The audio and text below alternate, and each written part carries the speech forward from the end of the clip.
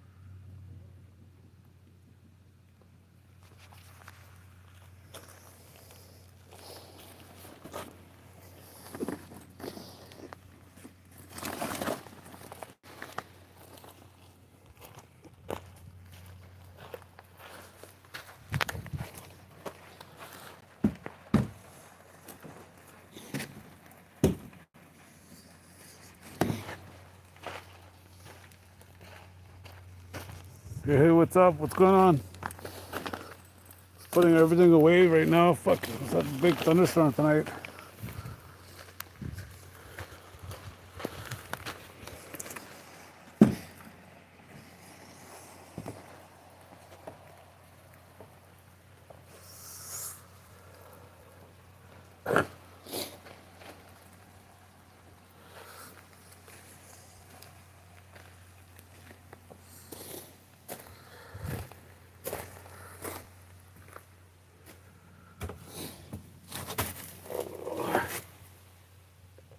Hey, what's up, everybody? How's it going? Just waiting for the storm to pass over. Supposed to get a big, wicked thunderstorm tonight. Hey, Mira, what's up? How's it going? What's the weather like where you're at right now? Like where I am. It's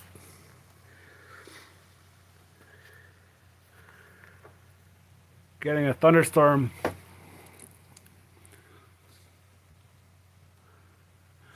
Supposed to get some wicked hell and fucking wicked winds. Winds change. Was blowing north, coming from the north before. It's night there. It's evening time here. 8:15 p.m. right now. Very calm. Hey, the wind's picking up here. We're supposed to get 60 to 70 kilometer winds. Wicked hell talking about. But yeah, freaking coming now. About half hour ago, the winds were coming from the north. Now they're coming from the south. How many Mexicans to take to screw in a light bulb? I don't know. How much?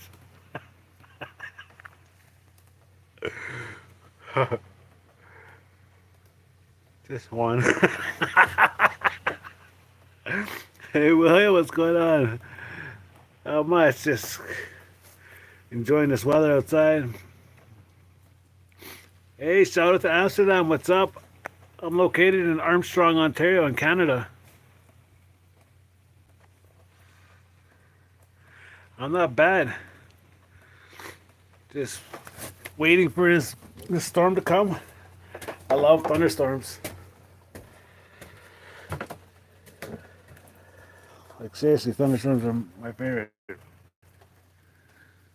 It's my backyard. Albuquerque.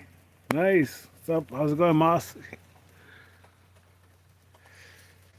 Yeah, I'm from Armstrong, Ontario, up in Canada. The temperature here right now is 18 degrees.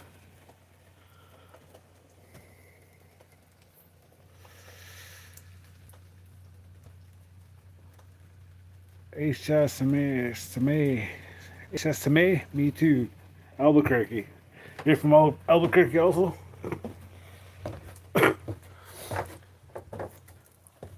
Yeah. Stinky. That's warm, yeah. It is warm. I think we got a high of 28 today. It was freaking really muggy. I knew we were gonna get a storm because today all these leaves here. That's how you tell when there's like a big storm coming. They all flip back up now, but they flip upside down when you know there's a storm coming. But yeah, we're supposed to get some wicked hail tonight. Ukraine pilot. Wow.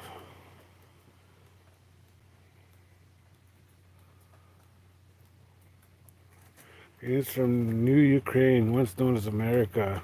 Ukraine. View Lee, how's it going? What's everybody's plans tonight? What are you guys all up to?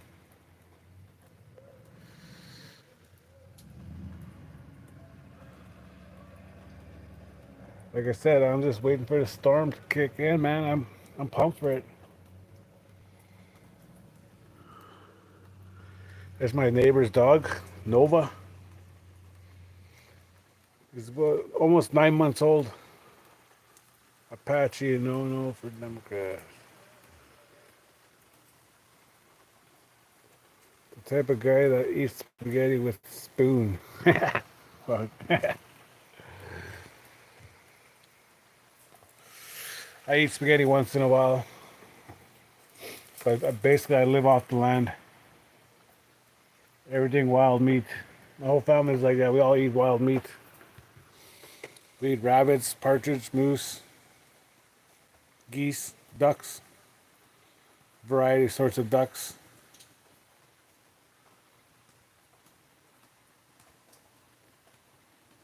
105 degrees in California.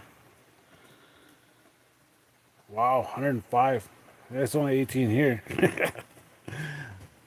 Feel bad for you sitting in that heat. From the French, Chris LCT, what's up? How's it going? Yeah, just a little information about me. I'm Ojibwe from Armstrong, Ontario, up in Canada. I live in Armstrong, Ontario. If you guys want to Google it up, Google Armstrong Station, Ontario. I'm a guy that lives off the land. Me and my family, I got two boys.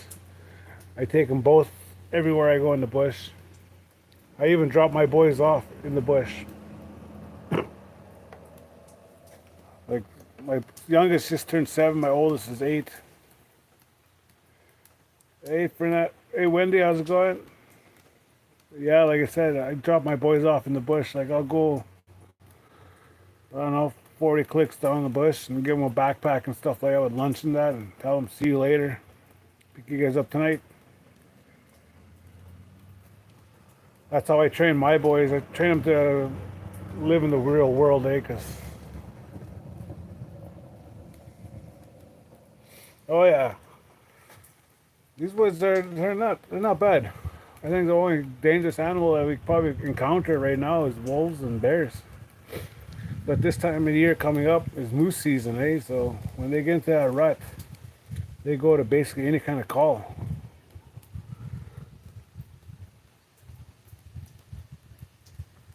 You don't mind yeah, I'm first. I don't mind. Hi. Yeah, shout out to hi. Lots of wolves out there in that area. Anything like GP. What is GP? But we got a lot of bush wolves. We got a few timber wolves in this area. We have cougars, lynx, powder girl. What's up? Thank you for the subscribe. Thank you very much, Grand Prairie. What's up? Do I like hockey? I'm not a very big hockey fan. I'm more into the hunting channel. Yeah, I know it is an interesting way of life. Like I said, I train my boys. I train my boys to be strong-minded, to learn their surroundings and stuff like that, right?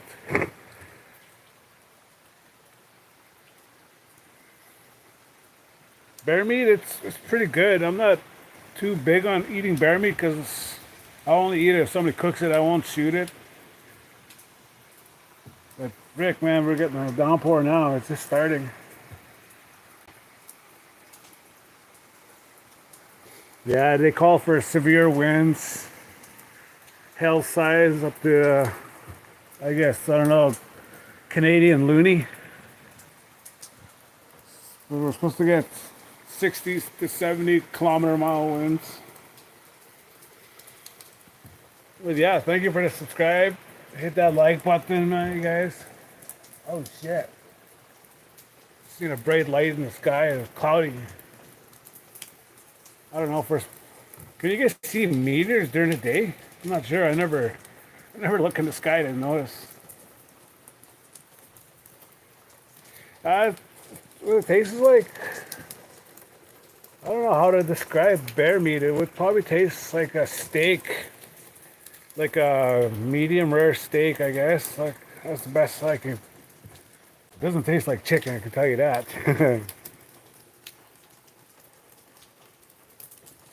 Thank you. Subscribe. Yeah, I know how to make jerky.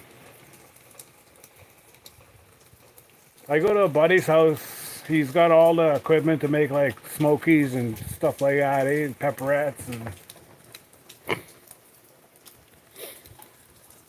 like I helped him pitch in for all of his equipment, so all I got to give him is a little bit of moose meat and a little bit of pork, mixing everything.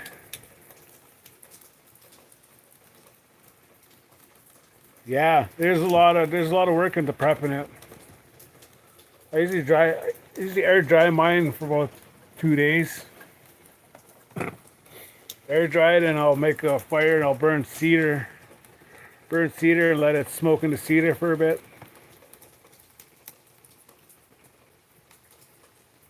Yeah, that's what I've heard. I got buddies that come up here from Ukraine. And they're bear hunters, so but they also go moose hunting. Also, I moose guide them, so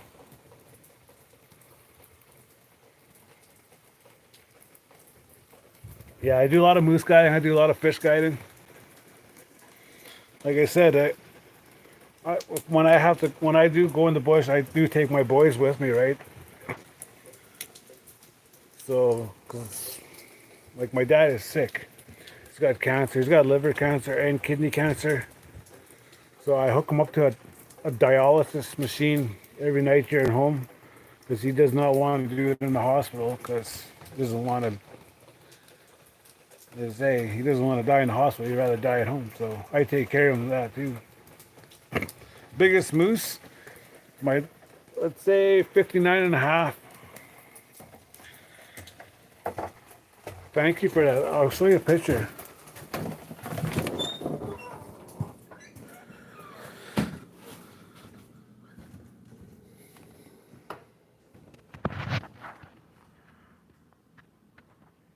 Yeah, that's my biggest.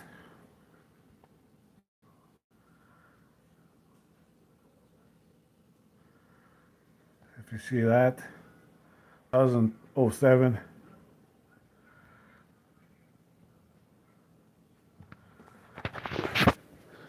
And my grandpa's was this one. No, this one was my grandma's. That one was a 60. That's my grandmother there and my grandpa.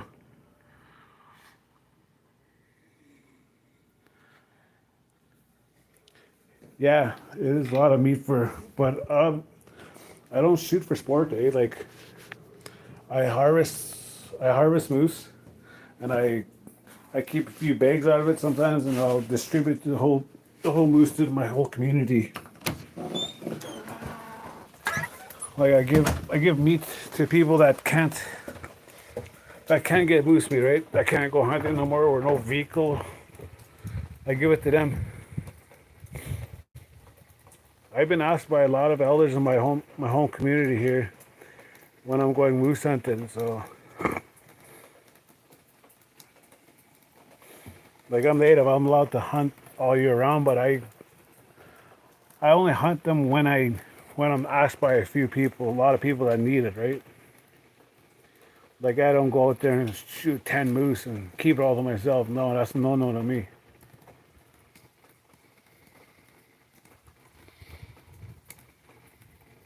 I live in Armstrong, Ontario, up in Canada, north of Thunder Bay.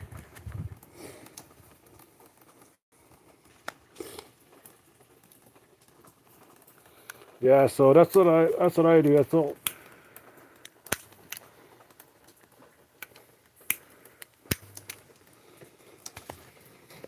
I was born in Winnipeg, Manitoba, and when my parents brought me back here into Ontario, I was they basically was raised on a trap line. So from a baby to till 7 years old, I lived in the bush.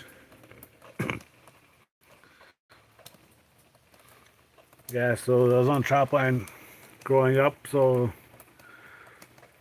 basically, that's all I know is the bush. Well, I know the city. I lived in the city a few times, but I prefer the bush. Like I can go out in the wilderness by myself for weeks on end, and I'll know how to survive. Like that's what me and my wife we teach our boys, right?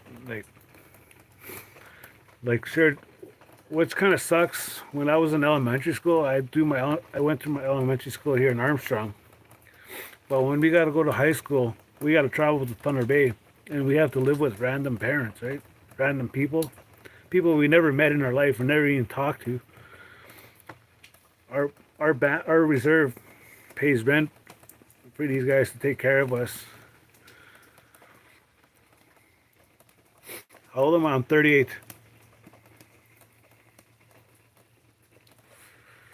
38. My two boys are 7 and 8. My youngest just turned 7 yesterday.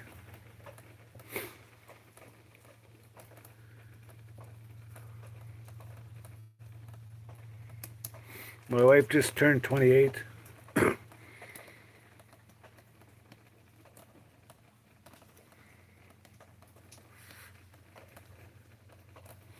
Yes, I do have a wife. Whereas Armstrong, it's north of Thunder Bay up in Canada.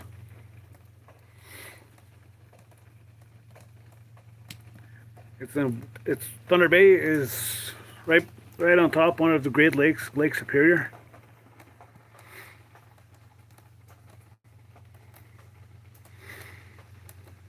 Oh, you're in Texas, sweet.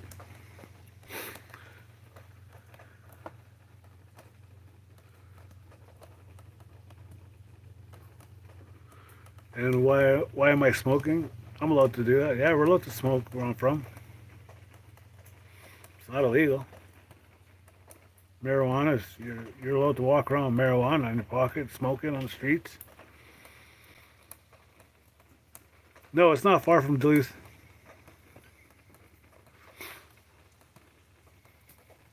I don't know.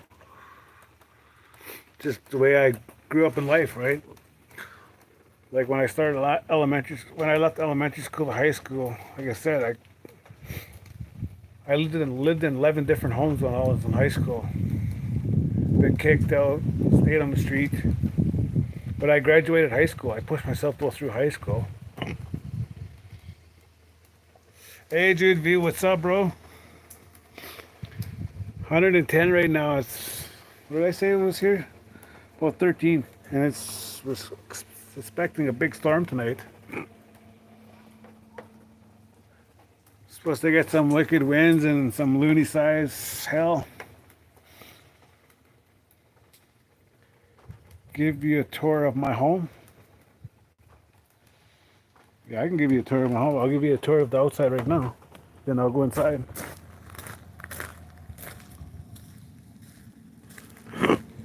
So, Jude V knows this location right now. He's always on my live. Thank you for doing that, bud. I'm in the beginning of the reserve. This is my home.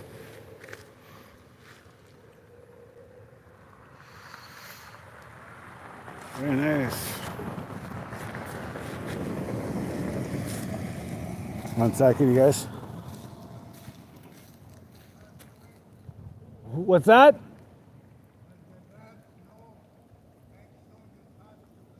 No. Oh, is that why smacking was just right there? Oh, shit. Yeah, I'll let Dad know. Okay. Oh, shit. I just found out my uncle just passed away. Oh, shit, man. That sucks. Oh, fuck.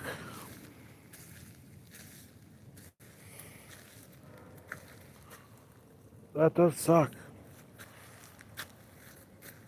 Holy shit. Sorry to, sorry to let you guys hear that, man. Like, oh my god.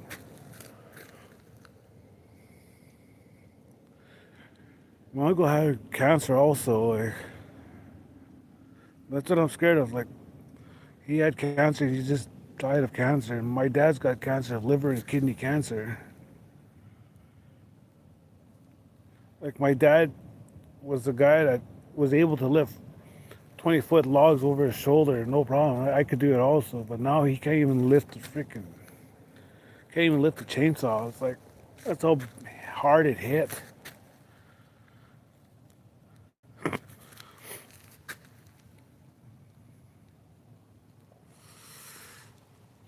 Like my dad, I hooked my dad up to his dialysis machine already, and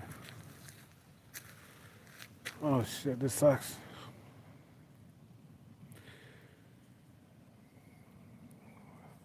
Hey, thanks everybody for the support. Hey, like, sorry that I dropped it on you guys like this. Like my family is really big. I have a super big family. Like,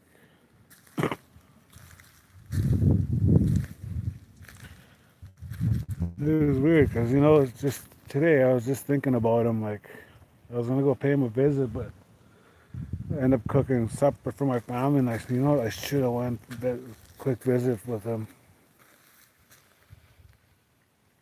Yes, family is everything. Like I said, I keep my boys close to me, right? I teach them everything that my dad taught me, so I take it down to them. I teach them everything.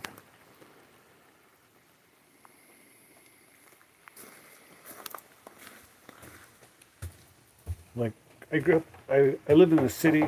I did not like it one bit. Oh,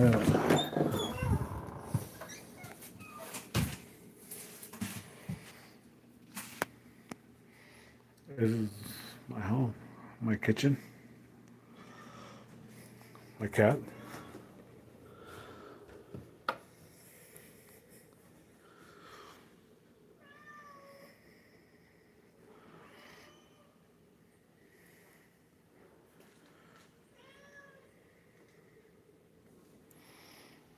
I live in, yeah, two-story house.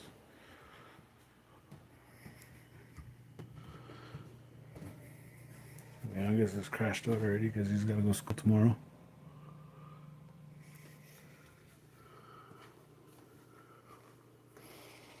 I put my boys to bed at 8 o'clock. That's my rule. They go to bed at 8 o'clock. Summertime, they go to bed at 10. Well, a little later than 10. But yeah,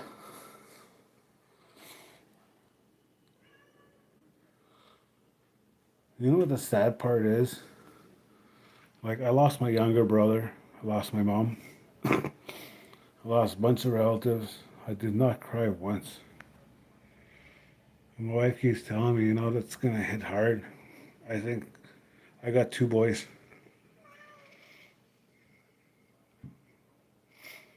Got two sons, ages 7. My youngest just turned 7 yesterday. My oldest is 8.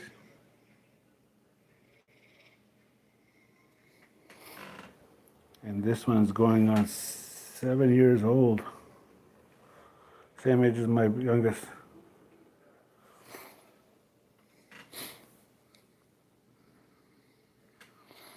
But yeah, that is a shocker to hear.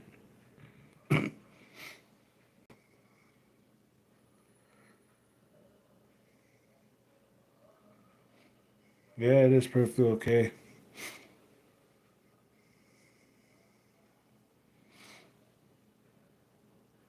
Two boys, 10 and 9. Baby girl on the way. Congrats. No, there's no shame in crying. You know what?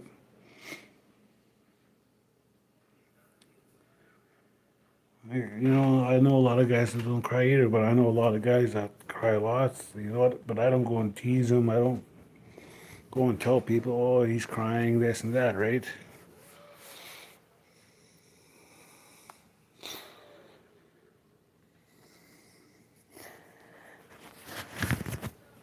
Like when I buried my baby brother, like I couldn't cry. When I buried my mother, I couldn't cry.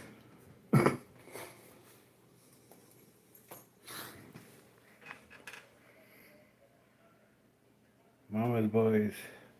Yeah, my brother was alive. Like me and him, we were providers of our hometown, right? Like we took care of our community food wise. We went trapping for furs, trapping rabbits, stuff like that, shooting birds, shooting moose, catching fish. Like some people tell me, oh, Darby, you catch too much fish. You know what? This is not all mine. I'll keep a meal out of it, but I'll go give it to other people. Like I said, people that can't go fishing themselves, that can't go hunting. That's the way my dad taught me. Like every time you kill something, don't keep it. Give it away. There's always times where you can keep what you kill, but think about others. So that's the way I was raised, and that's the way I teach my boys. I don't baby my boys. Like if they fall down or something, I don't run up to them. I just look at them and just tell them stand up. Like my youngest, this beginning of summer, stabbed his leg with a big stick. He fell off a boat. He was playing on a boat and he fell off it. He had a big gash, probably about that big, and a big chunk of meat hanging there. He didn't even cry. He just like looked at it. He looked at it and was like, "Oh shit!" You know what? I went and told my wife, like, "Okay, we were at camp. We gotta leave camp. We gotta go." She's like, "Why? Why do we have to leave camp?" And I showed her his big gash in his leg. Like this hole is right beside his man parts, eh? And she's like, "Oh shit." I said, "Just leave everything here. We can come back later on and get everything." But we called the ambulance when we got into town, and they ended up flying him out on a chopper. And paramedics was like, did you guys give him any meds?" Like we're like, "No, we never gave him no meds." And they were like touching where his thing was trying to pack the meat into it, right? Like put it back. He was like looking at them, like kind of smiling and giggling away. Like the paramedics, like, "Wow, you got one tough kid. How old is he?" I'm like, "He's only 6." They're like, "Wow." But anyway, we got to the hospital.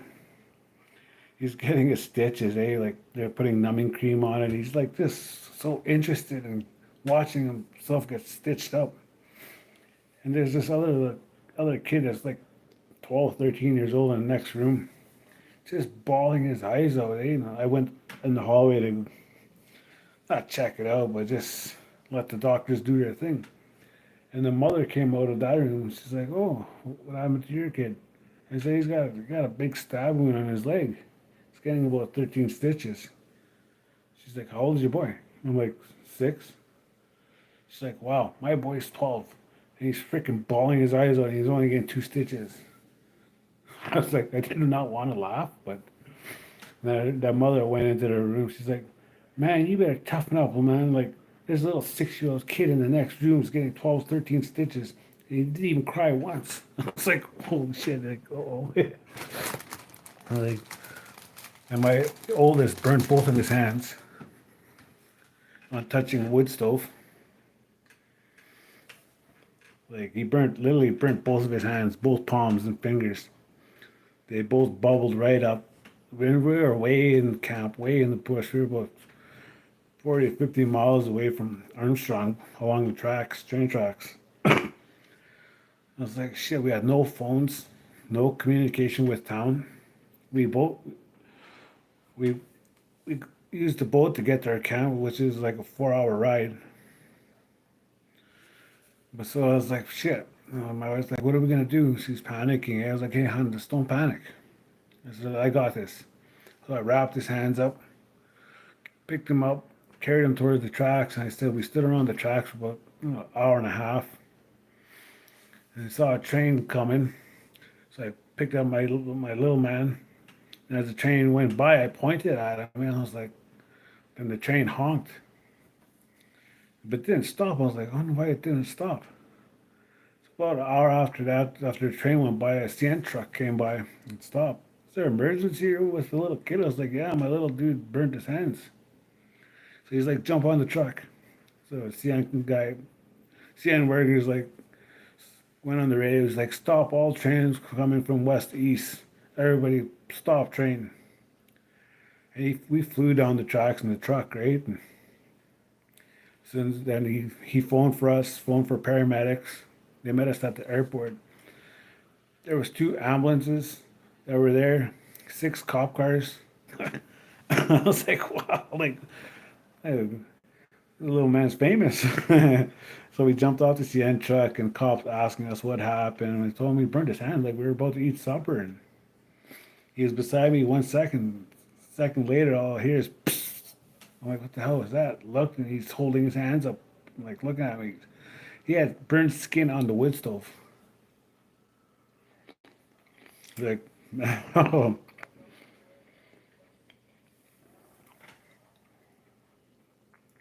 only that, I broke my neck. I broke my back 2 spots, busted my nose, busted my head open, like split right open, shattered my wrists. I don't know if you can see that. I got 2 metal rods, jaw popped out. Yeah. And cops pronounced me down. See, I was a quad accident. I wasn't drinking or nothing. We were ripping down the road, and I just happened to look back to see if my partners were coming on their quad. The time I looked forward, that was it. All I remember is my wrists getting fucking flicked real hard, and I was like, and I woke up in the hospital. Yeah, freaking. And my wife, she broke her femur bone. We had a side by side. We were coming from fishing, and we were cruising along this bush road. Like it's just like 2 little lanes. This is where the tires go by, and we were kind of bottoming out in one spot because we were also carrying wood, hauling wood back. But we hit a stump, and we bounced straight up. And she had them when we bounced straight up, she unbuckled herself and belled the quad, and I was in the side by side and hit the ground. And, oh yeah, her dad was in the middle of us. His foot accidentally hit the gas, and fuck, we drove off into the bush. And after everything come to a stop, I was like, wow, like I'm like, where's Shaughnessy? Like panicking, like where the hell is she? Jumped out of the quad, looked around. She was on the road. Seeing her sitting there, I noticed her leg. She broke her femur bone, like snapped the bone. Right? I was like, oh shit. Her dad looked at it. He went into like a shock. And I told her, don't look at it. Just whatever you do, don't look at it. I grabbed a bunch of sticks. I broke a bunch of sticks, ripped my pants, like made little so I could tie it up. And I said, you know what? I have to run to town. I told her, Dad, you're going to have to stay here because he did not want to go. He didn't want to leave her. So, freaking checked if the quad was still running. It was still working. So I raced to town so we can get cell phone signal, which is about a 45-minute quad ride Time I got signal, I phoned my dad and freaking I said we got the quad accident. Wife broke her femur bone. So he's like, okay, I'm coming, I'm coming. And he called the paramedics and all of that. So time I was coming back down the road, he caught up to me. Like he was fucking flying down the dirt road. So I said, okay, I'm gonna leave my side by side at the main road. Then we'll jump in the truck and we'll bush bomb it all the way to her. So we did that. I even left a note on the side by side for the paramedics. If we're not out by the time you guys get here, take the quad. But whenever we got there, and another guy showed up, it's a good thing he had a piece of plywood in the back of his truck. We hauled her on the plywood, and four of us picked her up and put her in the truck. As we were picking her up, she tells her dad, hey, "Don't forget my leg. Don't forget my leg." Because her femur bone's broken, right? And her leg is just dangling there. It's like, holy crap! Like, it was scary. Like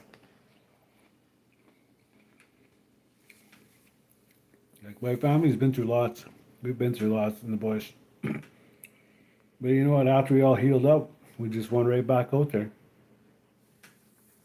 Like we prefer to live in the bush because it's quiet and there's nobody there to bug you.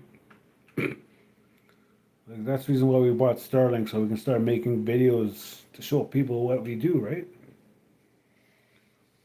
It was, it's fun. Like it's always fun waking up in camp and quiet, nobody coming around. Fire outside already, just chill and cook your breakfast. It's, that's the life. I love that life.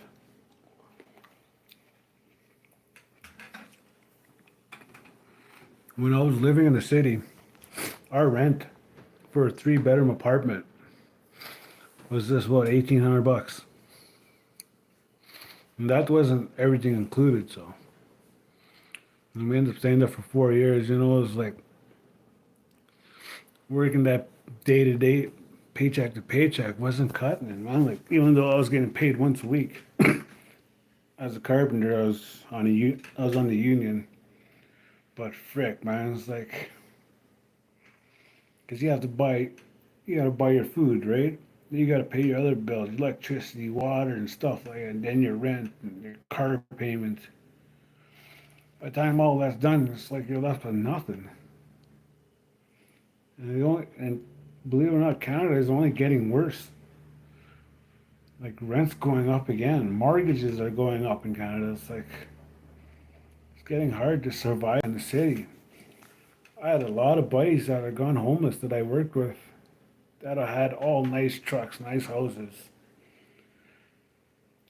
It's like they can barely afford to live in their house now. They can't afford to freaking pay their vehicles. Make a choice: pay your truck or pay your rent.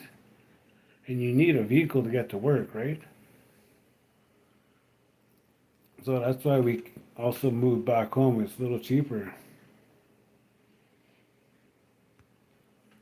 Like that's why we chose to come live out in the bush. So I'm gonna build myself a nice big log home. I'm keeping this house here. It's my dad's house. I'm keeping this one in the reserve, but I'm also gonna go build us a nice log home. I want to build a nice big 6 bedroom log home, two bathrooms, two story. I want to build a three story, 1 bedroom way on top with a big upper deck. Like that's my plan. And my wife's willing to agree. She's willing to help me do it. My boys want it.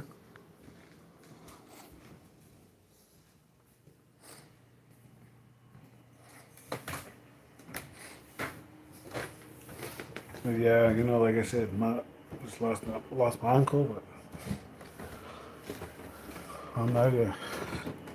I will go there after, but I'll let all his kids and his wife do their thing first, right? Like he's got a bunch of kids, so I'll let them go there first. Let them do their thing first before I go and pay my respects.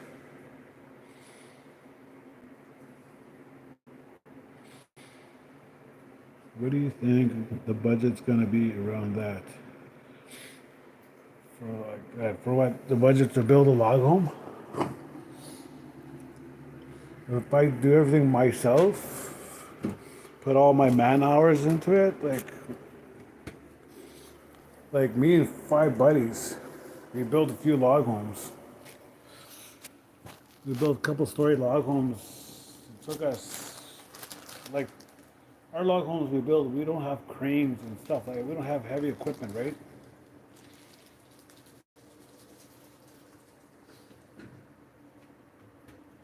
So basically, I got to start from scratch.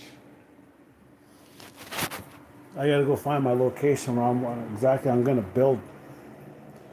build my cabin. Then go mark out all my house logs. I'm looking roughly almost almost 300 logs. Then haul them out myself and peel them myself, right? So it's gonna for just material itself. It's holy crap. I'd say a little bit under 20. That's just material, and that's not even including gas and hiring people to come help me haul all these logs, right? That's the biggest, toughest part is hauling logs out through the bush yourself. Like I said, I don't have the equipment to go haul all these logs out with machinery and use a crane to lift up my logs. I gotta do everything all by manpower. Holy shit, it's really downpouring out here now.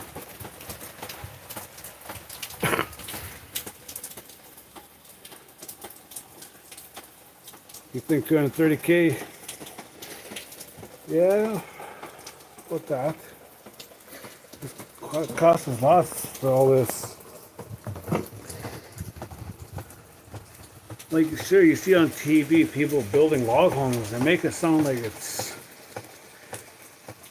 easy, right? They make it sound it's like, oh, it's not that expensive. It is expensive.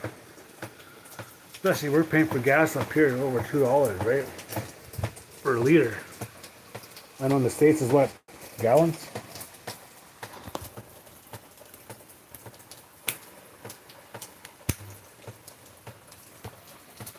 And just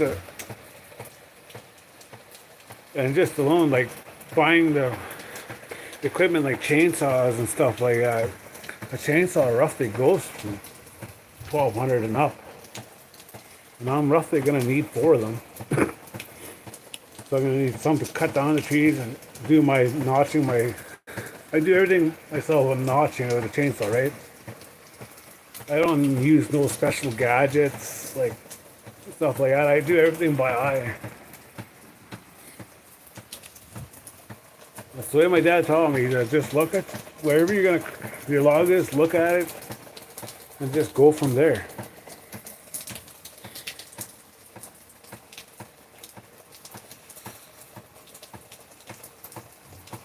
Nice.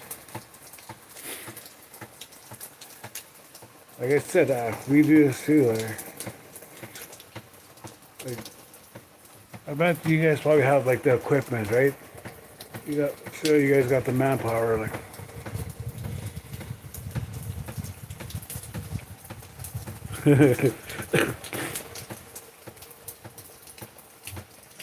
yeah, like I said, I carry my logs out of the bush, right? I gotta go in the bush, find these logs, peel them, carry them out.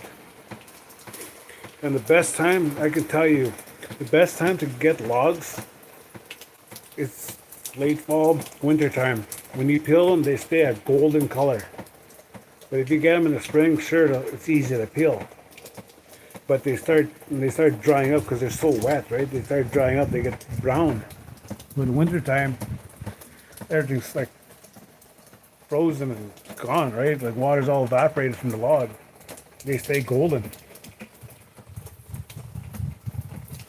Yes, I'm from Canada.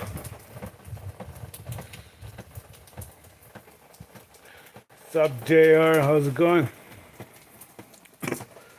What's your plans tonight? Wandy, Montana, USA.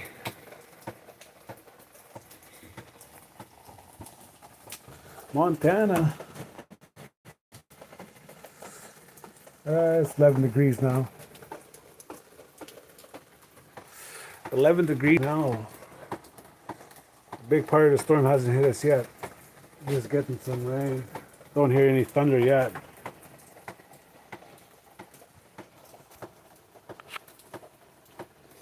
Nine o'clock. It is 9 o'clock my time. It's dark now. At 11 o'clock, I go walk down to my wife's work. She works at a CN bunkhouse for a CN rail. So I walk through the dark, through the bush, through the trail to go downtown to Armstrong from the reserve. I don't use flashlights. When I take my son with me, we use flashlights. Well, he uses a flashlight, but I don't.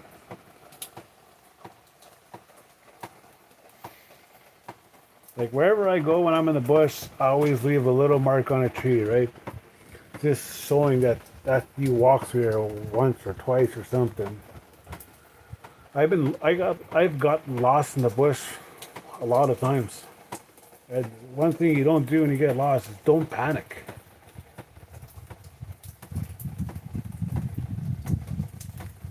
How was life at 26? Where I'm from, like when I was 26, it was good. I was working. Had a good job.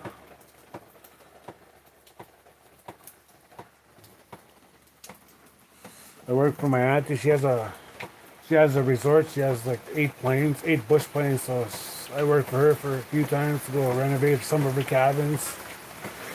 They jacked them up, change the foundations and all that. Oh, it's coming down now.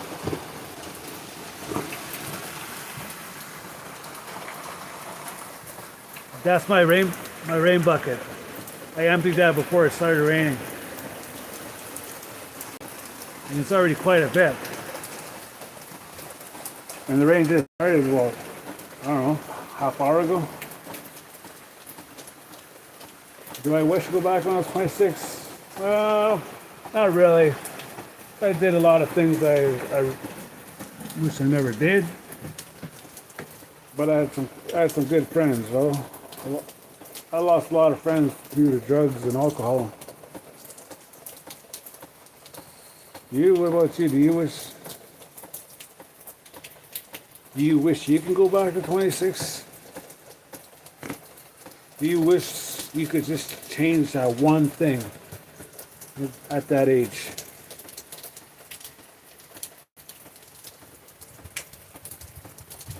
You know, if that were ever possible to do, I wish I could. I would change that one thing. So yeah. So like right now, like I said, I'm on reserve.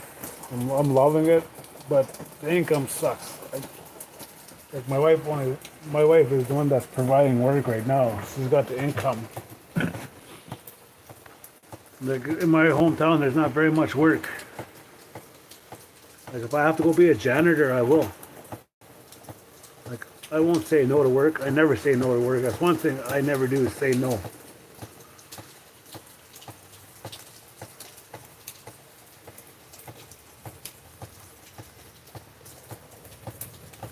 Yep.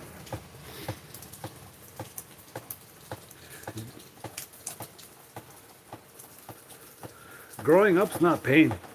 It's just the way you choose to walk, right?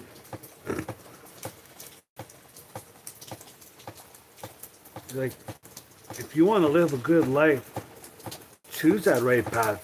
You know how to choose it. Just most people don't want to choose that path right now.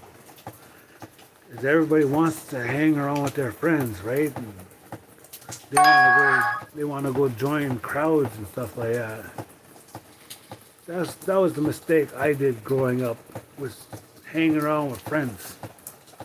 That got me nowhere. Except doing the same thing over and over and over.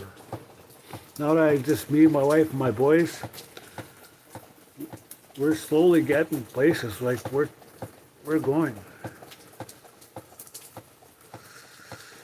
Yes, that's right.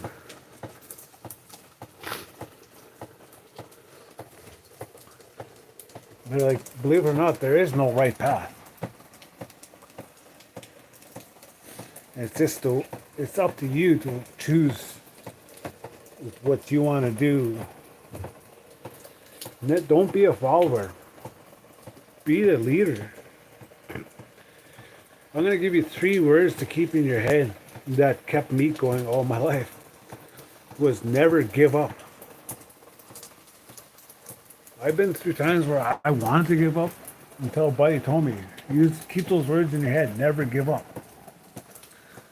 When I was down and out, freaking staying on the street, I thought of those words, you know what? I gotta get out of this spot. Just do what I had to do, find work. I never gave up. And that's what I tell people, never give up. Like I was talking the other day with one kid on my live. He was autism. He was down and out. Like in his mind, he thought people were picking on him because he was autism, right? He thought people were picking on him. And you know what I told him? I was like, you know what? Don't look at the people around you. As soon as you start looking at them, that's when you start thinking, oh, they're talking about me. They're talking about me. Don't look at them. Just look at where you want to go. Keep your head up. Smile. You know what? After that, you start thinking, you know what? I just got through this day without a single problem. Happy. Right? Like, think of it. As soon as you start looking around and you start noticing people, and you start thinking about their problems and stuff like that, right? And gets you start thinking about it, like, oh shit, maybe this and that. But no, don't do that. Just keep to yourself. Keep your head up. Like somebody told me to be a motivational speaker, but you know, I'm not a motivational speaker. I'm just here to make friends. I'm not here to get YouTube famous or anything. Like, I'm just here to make friends around the world. That's right, do your own thing. Don't worry about them. As soon as you start worrying about them, then it starts dragging you back. That's the reason why I do my own thing. I go provide for my community. I'm not worried about them. It's just, that's something I love doing. We love doing, me and my wife. We love providing for everybody. Then when we come home, it's like, wow, you know, it's a wicked relief. It feels good. That's my word of advice to people. Like, just do your own thing. Don't worry about your friends. Your friends will be there whenever. Like, they'll be around. But don't start following your friends. Get your friends to follow you. Show them how it's done. Break that trail for them. That's what I learned. I don't follow no more. I break my own trail. Even if I have to run through a really bushy spot, I'll run through a really bushy spot. Because you know for a fact you're going to get through that bushy spot. I don't like snowflakes. I don't like raindrops.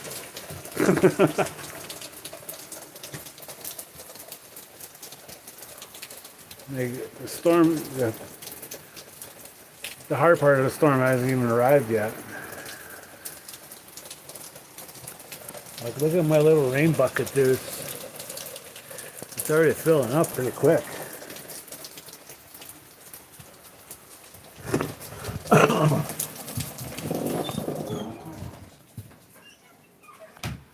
But yeah, to all you people out there, just keep your head up high. Keep those words in your head. Never give up. Those words can take you a long ways. I'm telling you, they could. They taken me far. They brought me this far. I'm still alive. I'm telling you, keep those three words in your head. Tell your friends those. Tell your friend that if they're feeling down and out. Explain to them explain to them that never give up. When you go walking around, don't look at your feet. Look straight. Smile. People tend to leave you alone when you walk around smiling. They don't stare at you. But as soon as you start looking grumpy and sad or something, they start looking at you. And then that's, as I said, that's what gets you thinking. That's where you get the thoughts. Oh, everybody's hating on me. People don't like me. People don't like the way I look. It's just because you got that thought of people looking at you. Meanwhile, they're probably not even really looking at you. It's just in your head.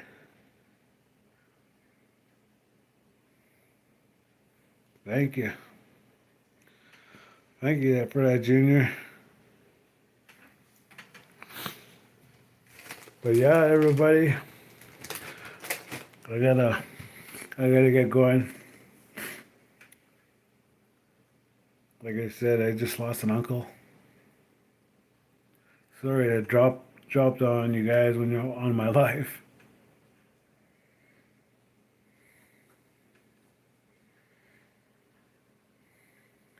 But yeah, thanks for all the support. Hit that like page, hit that subscribe. I'll be back on tomorrow.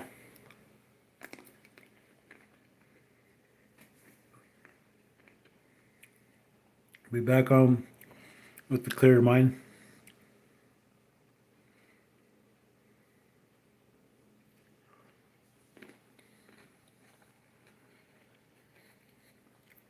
Remember, love you all.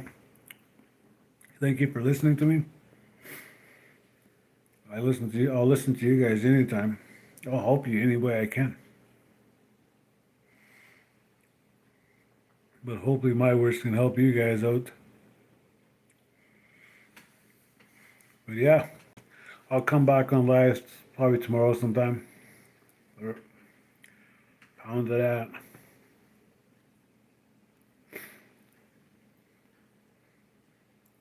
Oh yeah, this was me and my wife's our ring. She's got the word daddy on her hand. I got the word mommy on my hand. We got no rings, right? But that's our way of.